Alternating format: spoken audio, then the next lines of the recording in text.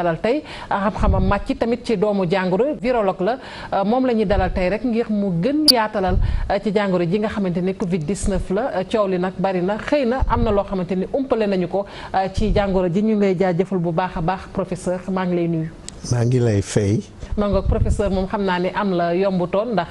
daanaka lu ne def naa ko ngir jot la ndax dañ naan professeur moom liggéey la gën a def ni wax ndax loolu la ñëpp bàkkee waaye nag lu mu ci mën a doon rek fexe naa tey ba am la ci plateau bi professeur moom li ma lay njëkk a laaj rek mooy jàngoro ji ba mu duggee ci Sénégal ñaari fan ci weeru mars ba tey naam sax bu dee wax nga ci nee nañ bariwul prof lu tax dégguñu la lu bari. En fait wax nañ ci mais déjà comme ni nga ko waxee ñun dañuy ñoo xam ni peut-être suñu jëf moo ëpp suñu wax nitu jëf lañu homme d'action mais su fekkee wax jot nañu dinañ wax biñ ci li tax souvent dégguñu ma woon lu bari au départ parce que nekkuma fi woon lu bari ndaxte boobu dama bokkoon déjà bi mu commencé ci ay réunion yu mag au niveau international déjà ñu boole ma ci groupe yooyu mais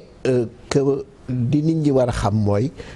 professeur Mboup dafa am équipe boo xam ni nit ñi maa leen formé lu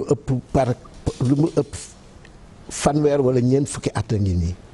daf ci am ay mbooloowu professeur yu bëri et professeur yooyu yu ay virologue lañu mais ku ci nekk da nga am sa spécialité daf ci am aussi ñoo xam ne am nañu yeneen spécialité te man sama xalaat mooy ñun équipe lañu te équipe boobu ku ci wax rek wax nga pour ñëpp looloo tax ñoom doon nañ leen gis ñu ci bëri ñu ngi leen doon soog a gis walla dinañ leen gis te toog nañu te wax nañu fi ñu war a waxee mais ñoo ñëpp nañ xam ni vraiment ñun ñëpp la ñuy waxal ku ci mel ni professeur Koumba Touré Kane ku ci mel ni professeur Alimatou Diop Ndiaye ku ci mel ni professeur Tandakha Dieye professeur Maktar Dieye ak ñeneen Alassane donc ñun ñëpp wax nañu et vraiment fi ñu war a waxee donc loolu lañ war a bëggoon jëkk a wane ni ñun équipe lañu soo gisee fii presque téeméeri nit lañu ñu nekk ci centre bi et téeméeri nit yooyu am na spécialité yu nekk et ñun dañuy liggéey comme équipe donc loolu moo tax déjà ñooñu dégg nañ leen mais wax nañu aussi ci média yu mag a mag parce que biñ fi commencé ba léegi presque ñaar fukki média wax nañ ci mais dañuy bëgg suñuy wax ñuy wax loo xam ni xam nañ ko bu baax et suñuy wax aussi loo xam ni dina amal nit ñi njëriñ li ñu bañ mooy di wax loo xam ni presque moom la ñëpp di répéter moo tax vraiment dañuy choisir chaque fois suñu waree ñëw dinañ xalaat ni lii kat xaj na suñ ko waxee dina jàppale pour ñu gën a xam li ñuy wax ak yu mel noonu. beneen bi aussi mooy loolu dama koy wax toujours xaj na ci sama jikko la dañu bëgg a wax ni feebar bi day feebar bu bees te feebar bu bees bi am na lu bari luñ ci xamul et j'avoue que bi ñu jëkkee am suñu réunion organisation mondiale de la santé loolu mooy première question bi mooy lan ngeen xam ak lan ngeen xamul et lan ngeen xamul bi souvent mooy ëpp que li ngeen xam et loolu dama bëgg nit ñi di ko xam toujours du lépp la ñu xam ñun nag ay gëstukat lañu et dañuy jéem a xam bu baax li ñuy wax soog ci wax ak yu mel noonu ak li ñu xamul parce que li ñu xamul moo ñuy may ñu dem def ay gëstu pour gën ko xam te gëstu boobu dafa am solo parce que li ñu dal nii dañuy sant yàlla bi nga xam ni peut-être commencé na Chine dem Europe soog a di ñëw Afrique parce que jàng nañ ci lu bari et loolu lépp ñu jàng moo ñuy servir tey ba lépp lu ñu war a def pour xeex feebar boobu donc ñun tamit bëgg nañu ci li ñuy def ñu boole waale ci gëstu bi ba nga xam ni non seulement dinañ ci gën a xam mais dinañu jàppale dina jàppale àdduna bi yëpp. mangoog dina jàppale àdduna bi waaye xam nga nit ñi bu ñuy lay réclamer souvent xëy na da di tolluwaay bi nga am ci communauté mondiale scientifique waaye tamit ci Afrique Sénégal moom waxaalewu ma ko loolu moo tax saa su ne ne dañuy bëgg li ngeen di nekkee ci biir laboratoire yi léeg-léeg ngeen koy génnee di ko won askan wi ngir ñu xam ko wax nga ko sànq professeur ci say biir wax jàngoro ji di Covid 19 sax moo waral tey émission bi. am na lu ngeen ci xam am na lu ngeen ci xamul mu mel ni sax lu ngeen ci xamul booy xool moo ëpp li ngeen ci xam balaa ñuy dugg ci yeneen laaj yi lan moo jaax lan ngeen ci xamul ci jàngoro ji loo xamante ni ëllëg na leen. ci tënk yenn domaines yi par exemple gis nañ feebar bi ni muy lawe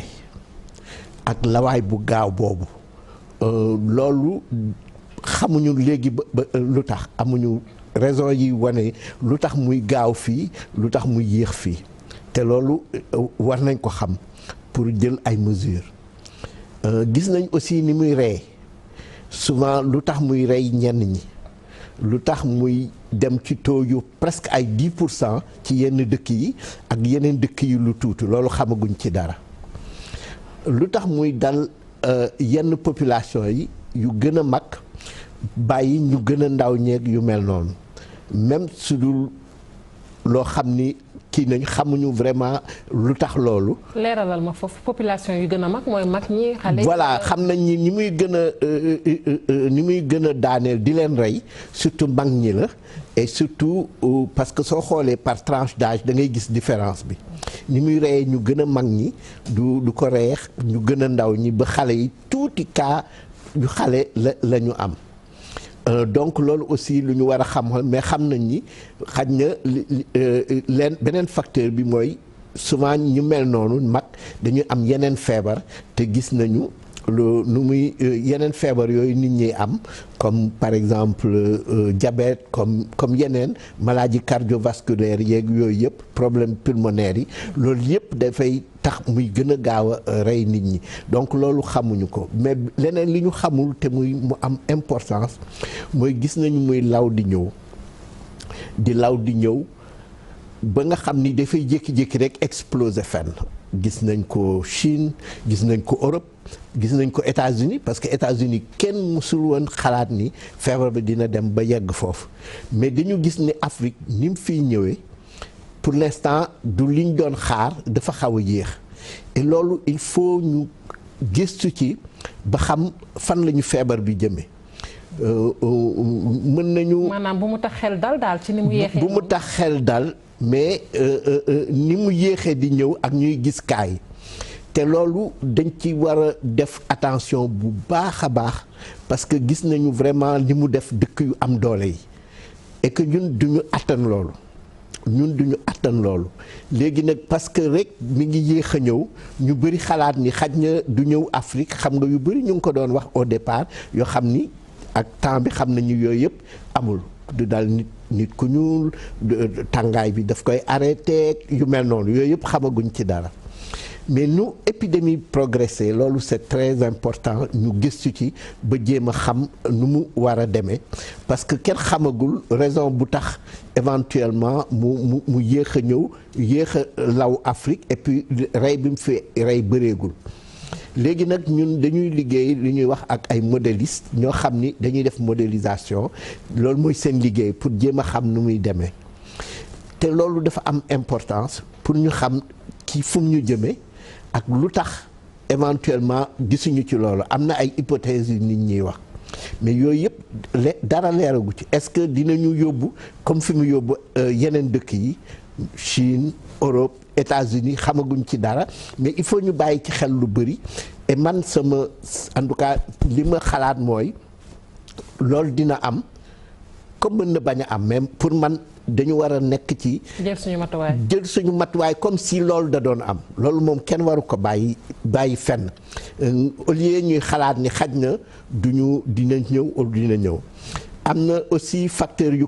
nit ñi commencé xalaat est-ce que comme gis nañu chloroquine bi ñuy joxe parce que dañ ko daan jël est-ce que du loolu moo nu protéger. mangoog loolu dinañ ci wax professeur. voilà dogguma la moom ni nga ko waxee rek faaw ñu bàyyi ko xel ndax saay-saay la virus bi mën naa génne fu ne waaye ba tey damay delluwaat rek ci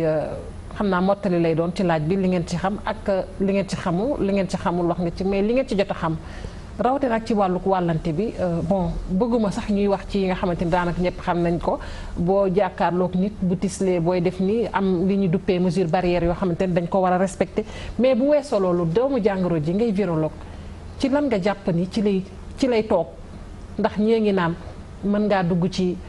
gab yi bouton yi mën na caa ne ñii ne ci transport en commun yi mën naa ne fu ne mais tey boo ma doon leeral rek ci wane màndarga ci yan lay dund ci lan lay toog.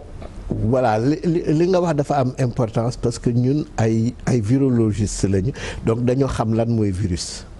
et bi ñu xoolee virus bi ñu koy tuddee coronavirus li tax ñu koy tuddee coronavirus parce que forme bi dafay nuroog couronne mais forme bi dafa am ay jëfandim yoo xam ni dafay génn ci biti et xam nañ ni loolu daf koy muur te muuraay boobu dafay en général sooy muuru dara dafa lay protéger mais virus bu am muuraay dafay nekk virus boo xam ni dafa fragile parce que loolu en général presque graisse la donc loolu dafa am importance a xam parce que xam nañ ni virus enveloppé yi en général dañuy fragile donc suñ fragile du ñu mën a yàgg lu bëri ci yenn surface yi am na virus yoo xam ne mën nañ toog fenn def fa ay lu bëri mais bii fi muy toog du yàgg et loolu dafa ne dañ ko war a xam maanaam ci waxtu yi ñaata waxtu mën na nekk ay waxtu ci yenn surface yi mën na nekk ay fan mais yu gàtt lay doon par rapport ak virus yoo xam ni mën nañ nekk ci la ñuy wax milieu extérieur bi ay fan wala même ay weer ak yu mel noonu donc loolu dafa am importance parce que di nga xam yan mesure nga mën a jël pour mooy mesure barrière yi pour bañ koo am mais aussi ak même gel yi ñuy utiliser ak saabu yëpp xam nañ ni dafay agir ci virus boobu parce que ñun affaire virologie lañ koy jëkk a xoole mais xam loolu dafa am importance parce que moo tax nga war a xam nu muy ñëwee ci nit ñi te loolu xam nañ ko ci sëqët bi tisoli bi laal fu mu nekk ak yu mel noonu mais loolu dafa baax a xam parce que day tax nga jël ay mesures yoo xam ne am na efficacité donc loolu mooy en général loo xam ni léegi wóor nañu ba nga xam ni xam nañ mesures yi ñu ciy jël gis nañ ni aussi pour mu wàllante il faut nit ñi jegandoo loolu aussi dafa baax a xam parce que xam nañ mesures yi ñuy jël pour fexe ba nit ñi duñ degandoo xam nañ ni dafa gaaw a wàllante donc mbooloo mu bëree bëri day tax muy saaw ci mbooloo moomu donc loolu aussi important li tax may wax loolu mooy dafay ay notion yu simple mais daf lay permettre nga jël mesures yi et jusqu'à présent mooy mesures yi ñuy jël. xanaa kon moom day dund ci air bi ci jaww ji mën na cee tàkk wala. souvent du virus bi rek ci boppam parce que virus bi day nekk li ñuy wax sécrétion yi pas virus bi en tant que tel mais li muy àndal la comme soo sëqatee tiflit yeeg sécrétion yeneen yi day nekk ci biir yooyu loolu moo koy aider muy gën a survivre mais du survivre lu yàgg et looloo tax du gaaw a kii looloo tax il faut ngeen jegante pour mu mën la ko wàll wala nga laal foo xam ni mi ngi fi nekk ak yu mel noonu donc loolu moo tax loolu aussi baax na xam parce que ay mesures yu simple rek mën na tax loolu du am et moom la ñu gis ba léegi maintenant nag am na yeneen mesures yoo xam ni kooku pour xeex épidémie la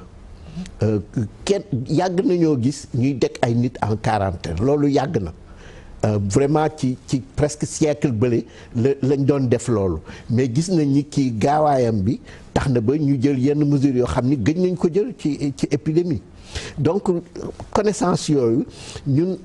point de vue virologique bi lañ koy xool ba pare xool lan lañ ci mën def pour vraiment jàppale ni donc loolu day loo xam ni vraiment xam nañ ko bu baax et mesures yi ñuy jël dina ci baax. est-ce que mën nga prononcé wu ci objet jumtukaay yu ñu jàpp ni virus mën na cee dund pour xëy na askan wi mën ci bàyyi xel.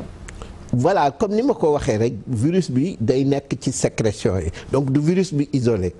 et loolu dafay tax mu mën a nekk fenn yàgg fa mais du fa yàgg noonu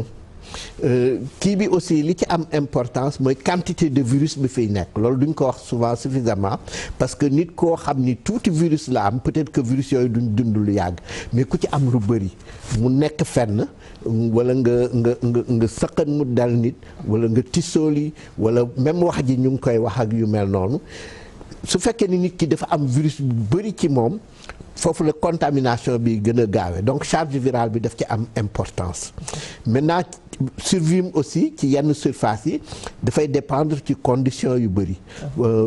cité nañ lu nekk bon yooyu dañ ko estimer rek à peu près mais xam nañ ni dina nekk ci yenn surface yi moo tax yooyu yëpp ñu jël ay mesures pour éviter nit ki teg ci loxoom walla laal ko et souvent aussi li ñëpp di wax mooy du rek laal ko mais laal ko surtout jëmale ko foo xam ni virus bi mën na fi aw ba dugg sa yaram mooy li ñuy wax muqueuse yi mën na nekk bët yi mën na nekk bakkan bi mën na nekk gémmiñ gi parce que li ñuy wax muqueuse mooy couche cellulaire la boo xam ni dafa fiin te kooku virus bi mën na fa aw ba dugg sa biir yaram mais am na yoo xam ni certainement du ci dugg sa yaram comme der beeg yooyu parce que der bi suñ ko xamee ci biir dafa épais du ko mën traverser mais soo fa amee dara mën na dugg ci muqueuse yi mooy couche bu fine bi ci loolu nag lay duggee sa yaram soog lay mën a indi jàngoro ji. cas yi ci Sénégal nombre de cas yi wax nga ko sànq Afrique li jaaxal askan wi lu jaaxal communauté internationale bi mooy xëy na law gi ñu njoxtoon ni dana ko def ci Afrique defu ko Sénégal it ñu gis ni ñaari fan ci weeru mars la fi duggoon am na weer tegal tuuti fan waaye xëy na yaakaaroon nañ ni suñu système de santé yi. ak nu ñu vulnérable un peu Afrique doon nañu xalaat ne xëy na cas yi doon na gën a bari. lu tax peut-être gisuñu. pour le moment dama bien pour le moment liñ ko foogee woon. parce que épidémie dañu xam ni muy demee parce que épidémie day commencer boo xam ni li ñuy wax phase de latence la foofu day law te duñ ko xam. après mu am li ñuy wax phase exponentielle foofu lay commencer di yéeg moom la ñu gis ci dëkk yu bari comme Europe comme États-Unis actuellement après day dem ba un moment mu stabiliser wu après mu wàcc donc phase de latence boobu mën na yàgg donc doo gis cas yu bari donc looloo tax pour l'instant nañu moytu bu baax. di wax ni tey boo doon classé boo ko doon classé ci phase yi nga wax léegi ñu ngi ci ban phase. pour man ñu ngi encore ci phase de latence bi ñu ngi commencé gis ay cas mais demagul de manière exponentielle parce que boobu benn boo jël da nga koy multiplier presque par moom de 2 à 4 à 16 ak yu mel noonu lay demee donc pour man personnellement mi ngi encore ci phase boobu moo tax gisaguñ lu bëri donc loolu dafa am importance nañu xam ni aussi ñu bëri du ñoom ñooy am dinañ am doomu jàngoro yi mais duñu am feebar bi et loolu dafa am importance parce que te du ñooñu souvent système yi ñu am day système yoo xam ni ñi am manifestation rek wala contact yi la ñuy xool. waaye du tee dañuy wàlle. ñooñu dañuy wàlle effectivement ñooñu dañuy wàlle te loolu moo tax dinañ ci ñëw def souvent dépistage de masse dafa am importance parce que soo xamee ñooñu déjà ñi ko am mën nañ bañ a am jàngoro ji te wàllu ko nit mais aussi épidémie dafa am ay phases et heureusement suñ stratégie bi wane na ko première phase bi mooy souvent phase importée ñi ko indi. ñooñu moom heureusement mesures yi ñuy jël fexe na ba actuellement mi ngi wàññeeku mais après ñooñu dañu koy wàll ñeneen muy cas contact yi ñooñu mën nañ leen xam wante nag dina commencer ba nga xam ni day jàll ñeneen ñoo xam ni amuñu benn relation ak ñooñu mooy cas communautaire. am na loo xamante ni jaaxal na personnel sanitaire yi acteurs yi muy cas communautaire yi ñuy wax. ma jàpp ne cas communautaire yooyu tey bu ñu dee wax jàngoro ji di Covid 19 cas communautaire yi nañ ci war a gën a ragal professeur. foofu mooy wane ni mi ngi law effectivement ni nga wax dëgg la loolu soo ko commencé gis vraiment war nañ def tout pour xool lépp lu ñu mën a def pour loolu bañ a am mooy mesures yi ñuy jël parce que boobu mooy wane ni nag law baa ngi commencé te su commencé ba yegg ci benn niveau rek day dem li ñuy wax de manière exponentielle donc personnellement man sama en tout cas sama xalaat mooy nañu xalaat ni dinañ yegg foofu et ñu jël mesure yépp yi ci war pour suñu yeggee foofu bañ a xaar di wax ni xaj na lii ak lii ak lii nañu dem ci hypothèse vraiment pessimiste bi. mën nañ ko éviter cas communautaire yooyu contamination communautaire bi mën nañ ko éviter est-ce que. non dañuy jël mesures yi ñu jël. mooy éventuellement confiner nit ñi pour ñu bañ a génn parce que ku ko amul soo génnulee doo ko am ak li ñuy wax mesure barrières yi. mooy exactement li ñuy def ak éviter aussi fu ñu ko xam rek mooy mesures yi ñuy jël pour limiter aussi circulation bi ak zone yi donc yooyu yëpp dafa ay efficace mais nag day law de manière sournoise et loolu il faut nit ñi xam ko te suñ ko commencé gis rek nañu def attention donc nañ def tout pour mesures yi ñuy jël ñu fexe ba mesures yooyu nit ñi appliquer ko parce que même su dee cas communautaire dafa am fu muy yem suñ jëlee mesures yi mais suñu bàyyee tuuti rek suñu loxo day gën a law donc mesures yi ñu jël pour le moment nduru na mesures yu adapté mais dina demi ba su ko laajee peut-être ñu jël mesures yu gën a méttiwaat parce que loolu rek loolu la Chine def heureusement ba xaw ci génn nag yu mel noonu donc vraiment suñ commencé gis loolu rek nañu xalaat suy yokk rek d'ailleurs même gouvernement bi soo gisee parce que chaque jour ñu jël yeneen mesure teg ci et je crois que au fur et à mesure ñuy gis ay cas communautaires dañuy jël mesure ba un moment dinañ confiner ñëpp su continuer def nii dañuy comme ni yeneen dëkk yi def parce que suñ ko defulee rek ma musiba la et loolu non seulement day éviter contamination bi nit ñi mais day éviter aussi suñu hôpitaux yi submergés parce que li indi souvent dee yu bëri du rek ñàkk compétence nit ñi mais hôpitaux yi dañ submergé ba nit ñi talatuñ ko amatuñu respirateurs yi amatuñu lits yu dool amatuñu matériel ak yu mel noonu donc loolu aussi ci mesures yi yu ñu war a jël la parce que waruñu xalaat dinañ xalaat ni dina wàlle certainement ñeneen mais dinañ xalaat ni bu ñëwee fii nag boobu moom mënatuñ ci dara parce que suñu système de santé yi amuñu doole yooyu donc moo tax pour l'instant stratégie bi nuru na lu adapté mais du stratégie dynamique la c'est-à-dire du ñu nii rek jël nañ li jeex na léegi en fonction ni muy évoluer ci dëkk bi loolu la ñu war a jël yenn mesures yi donc mesures yooyu dañ ko war a def mise à jour régulièrement xalaat ba xam fu mu jëm ak yu mel noonu heureusement am nañu espoir parce que li ñu jàng ci yeneen dëkk yi moo tax mais ñun il faut ñu fagaru nu ñu ko gën a mën a defee ba pare xalaat ni rek probablement dinañu yóbbu suñ fa yóbboo ñu fekk na jël nañu mesures yi ñu ci mën a jël suñ fa yóbbuwulee ñu sant yàlla. est-ce que yeneen dëkk yi du li nga wax sànq ci njëlbeen bi ngay doog a door xëy na moo tax ñu yegg fenn fi waruñu nag toog ne duñu fa yegg war nañu xoolaat suñu bopp bu baax waaye est-ce que ñoom it comme li nga wax rek jàngoro ji dafa doon loo xamante ni xamuñu lépp xëy na ñu am tuuti bàyyindiku goo xamante ni est-ce que du moo leen yóbbul yenn itam. certainement parce que amul kenn ku mësoon xalaat ci fin d'année bi rek qu'au mois d'avril dinañ yegg ci situation bi ba gis ay milliers de morts ay dëkk yu mag comme France comme Espagne comme Italie comme États-Unis je crois que kenn mësu ko xalaat bi ñu déggee épidémie bi parce que dafa amoon yeneen épidémie bu mel noonu comme SARS bi la mais souvent doonul woon génn presque zone bi mu commencé woon wala tuuti mais bii dafa law àddina bi yëpp donc amoon na ay experts mais je ne pense pas que nit amoon benn nit bu xalaatoon ni affaire bi dina dem ba fii mais dafa gaaw a ëpp loxo et là loolu nit ñi dañ ko war a xam dafa gaaw a ëpp loxo su fekkee ni feebar bi États-Unis ci boppam la ëpp loxo estement ñun et loolu dama bëgg nit ñi di ko xalaat toujours di xalaat hypothèse bi nga xam ni pour l'instant mooy vraiment l'hypothèse la plus pessimiste. En tout cas man loolu mooy sama xalaat. doomu jàngoro yi yu mel nii bu amee dinañ xalaat vaccin dina am naan dañ ciy liggéey mais lan mooy expliquer lenteur bi ci vaccin yi parce que ñi ngi wax ni lu soxal vaccin bi jëm ci Covid 19 mën nañ ko xaar xëy na fii ak 18 mois ak yooyu ñu bëggoon xam lan mooy justifier lenteur boobu tuuti surtout ci jamono ji nga xamante ni Covid li muy rey bari na.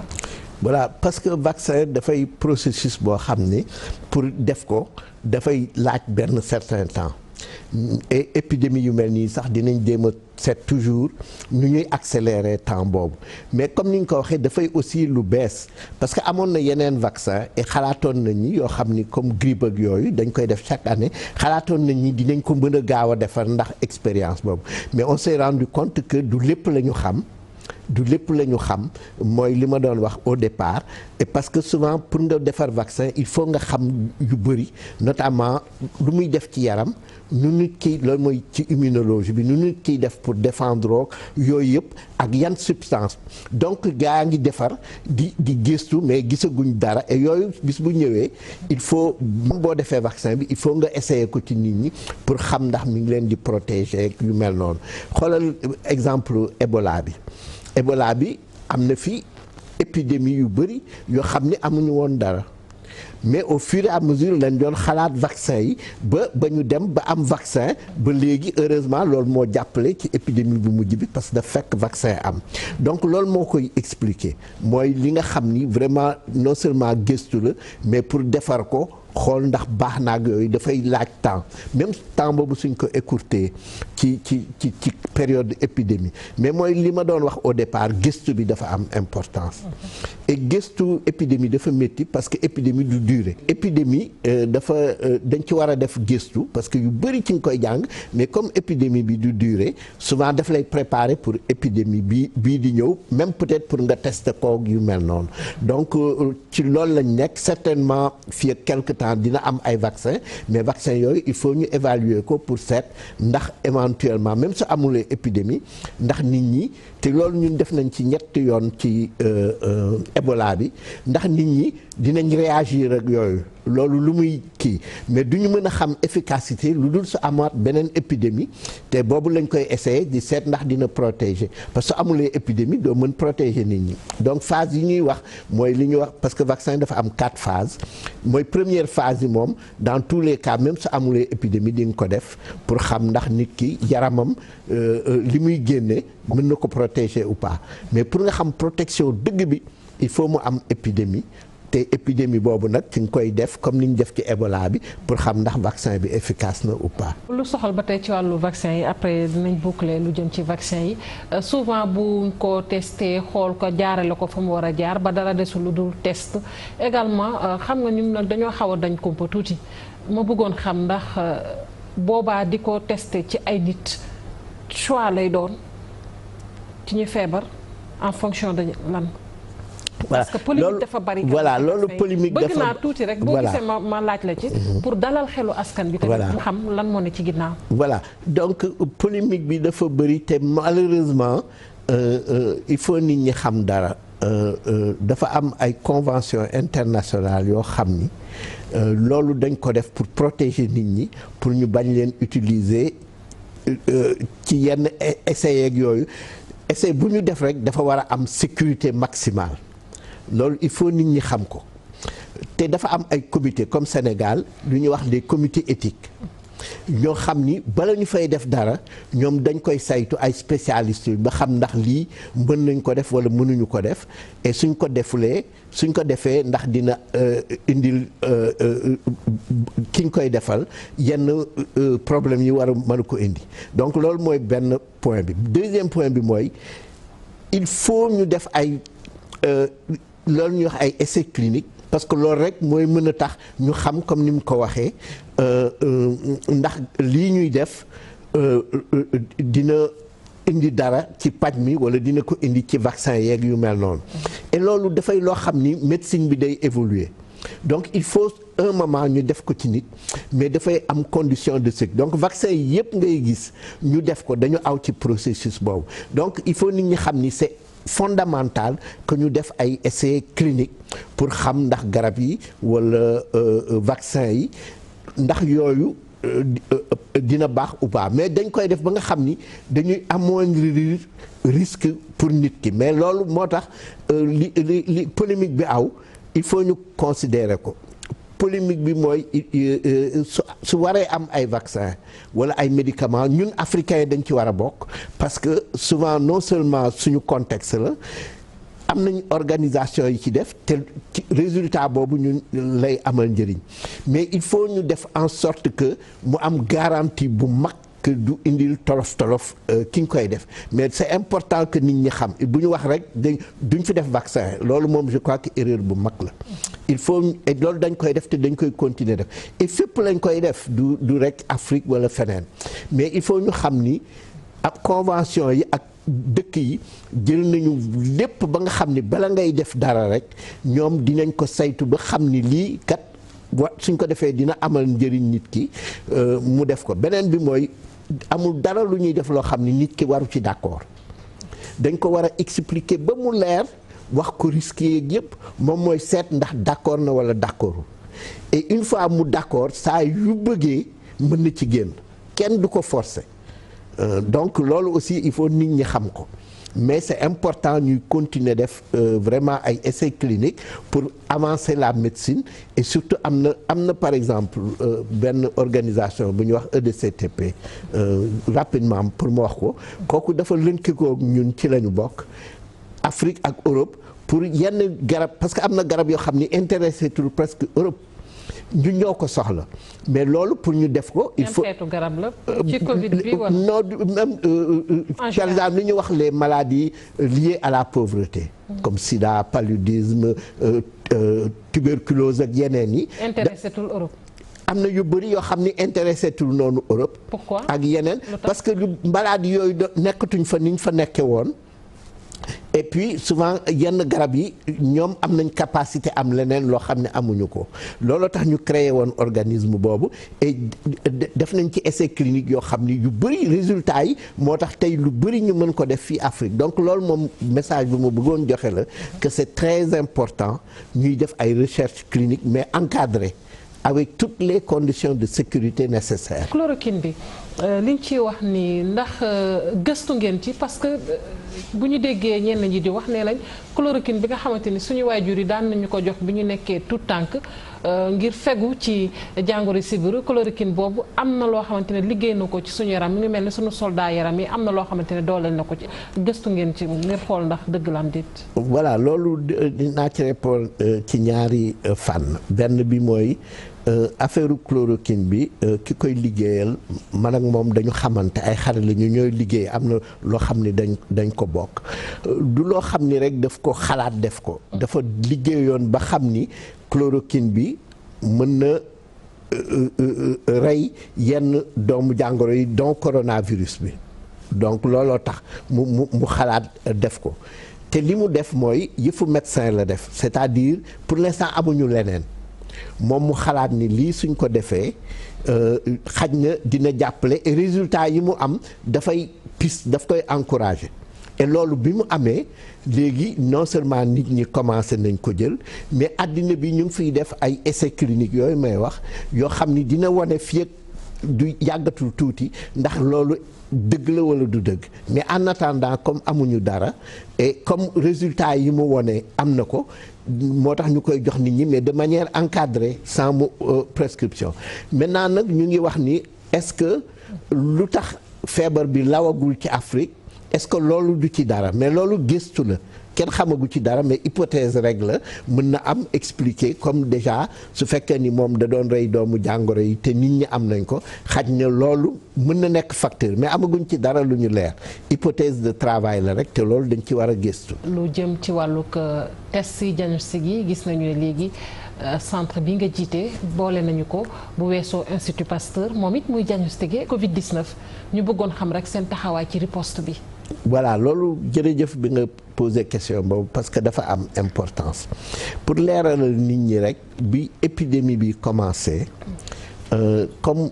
doomu jàngoro yi da doon bu bees ak ni ñu ko gisoon mu doon def effectivement dañu wut ay centres spécialisés yoo xam ni dañu leen defoon ci conditions yu mag conditions yi moo doon déjà ñu am laboratoire de haute sécurité boo xam ni dina def tout pour nit ñi koy def ci laboratoire bi du ñu am feebar boobu mais aussi du fa génn wàll ñeneen et puis ñu amoon déjà expérience suivi épidémie yooyu te centre yooyu bëri wuñ woon et presque Afrique de l'Ouest Pasteur rek moo fi nekkoon mais bi ñu demee ba ci kanam gis nañ ni am na conditions yooyu mën nañ ko wàññi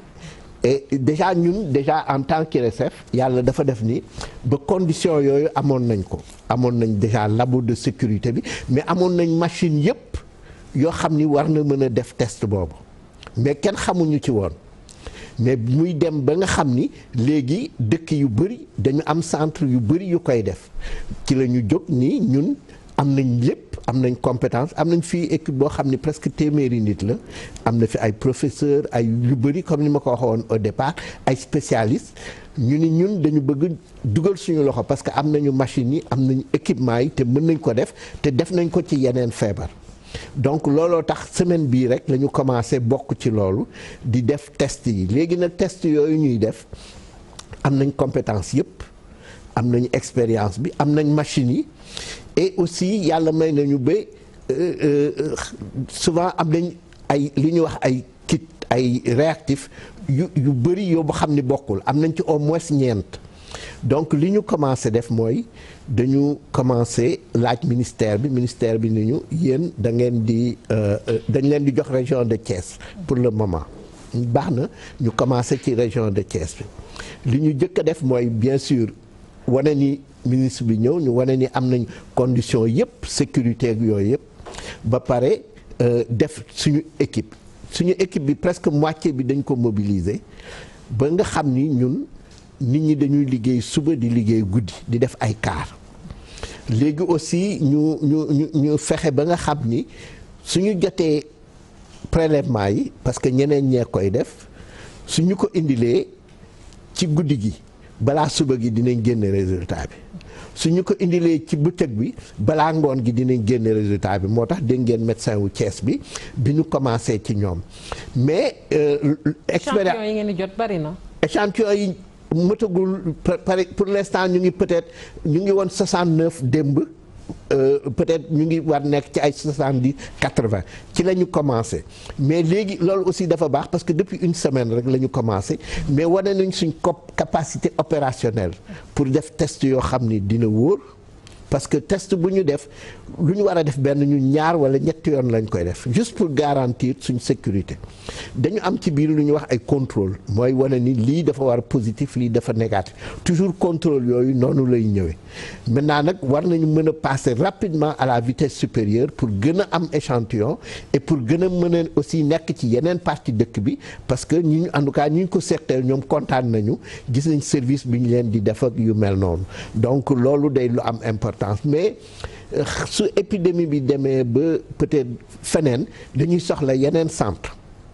ci dëkk bi yoo xam ni ñun war nañ leen ak waa Pasteur war nañ leen jox moyen ñu def test yooyu moo tax ñu ngi xool yan type bu test lañ leen mën a faciliter ba nga xam ni peut-être foofu mooy gën a yomb mais un moment dinañ soxla di parce que dafay laaj ñuy joxe résultats yi bu gaaw ak lu wóor ba nga xam ni dinañ tas centre yi ci dëkk bi soo demee comme ni may waxee Mali test rapide lay doon sax. mën na ñu ngi xool ndax test rapide yi parce que test rapide pour l'instant yi am xamaguñ lan mooy seen signification te ñun ñu ngi préparer benn gëstu boo xam ni dinañ comparer pour voir test rapide yooyu nuñ ko mën utiliser mais am na yeneen technique yu génn parce que léegi technique yi génn dafa bëri yoo xam ni équipement yi du comme peut-être suñu équipement yi am na ci yenn laboratoire bi ci dëkk bi am na yeneen institution comme IRD mooy fi rawul di liggéeyee ñoo xam ni aussi am nañ capacité boobu donc li ñu bëgg mooy ak vraiment ñëpp ñi ci kii ñu def tout que presque gox bu nekk bu fa war am dinañ fa mën def test yooyu en ce moment là dina tax fu ñu xalaate feebar bi résultat yi dina gaaw parce que loolu daf ci am importance nit su positifé da nga war a jël mesure yëpp pour éviter mu contaminer ñeneen ñi mais aussi suñ naree def yenn dépistage yi comme dépistage de masse et cetera dina fekk ñu koy mën a def fu bëree bëri donc vraiment ci loolu la ñu taxaw mais il fallait dans un premier temps ñu wane ñun suñu capacité opérationnelle et je crois que léegi loolu wane nañ ko te dépassé nañ ko te ñëpp lay amal njëriñ. laaj bi mujj professeur Covid-19